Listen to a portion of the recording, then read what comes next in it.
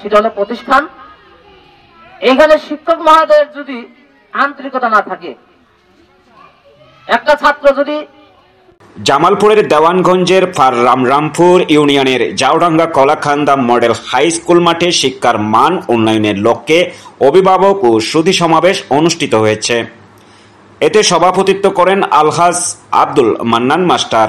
এই সময় বক্তব্য রাখেন অভিভাবক আনোয়ার হোসেন আকন্দ, কুরশেদ আলম, দুলাল মিয়া, লিটন মিয়া, শোভা আক্তার, সহকারী শিক্ষক সাইফুল ইসলাম ও কাদের হোসেন।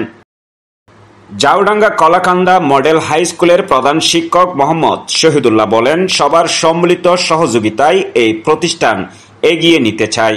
শিক্ষার মান উন্নয়নে সকলের সহযোগিতা খুবই জরুরি। আমি আলমারিতে বন্ধ করে রাখলাম, সেগুলোকে বললাম প্রত্যেকটা গার্জেন উপস্থিত করাবা, গার্জেনের হাতে আমরা মোবাইল দেব। তবে এইভাবে হয়তো আর আপনাদেরকে এইভাবে বেশি বেশি করে দেখা সম্ভব হবে না যদি আপনার সন্তানকে আপনি সত্যিকার অর্থে কোন ব্যক্তিকে নিজের দুষ্ট কখনো বোঝা যায়। এই যে যত সাহায্য দেন এখানে অবশ্যই আমাদের কম বেশি দুটো আছে, আমাদের দুষ্ট পড়ার টেবিলে খেয়াল রাখতে হবে। আমার ছেলে মেয়ে যদি ঘোরাফেরা করে তাহলে ডেকে এনে পড়ার টেবিলে বসানো। এটা বাবার বলছিলাম যে আমি প্রধান শিক্ষক ঝাউডাঙ্গা সরকারি প্রাথমিক বিদ্যালয়ের ওই কাজে লিপ্ত থাকি।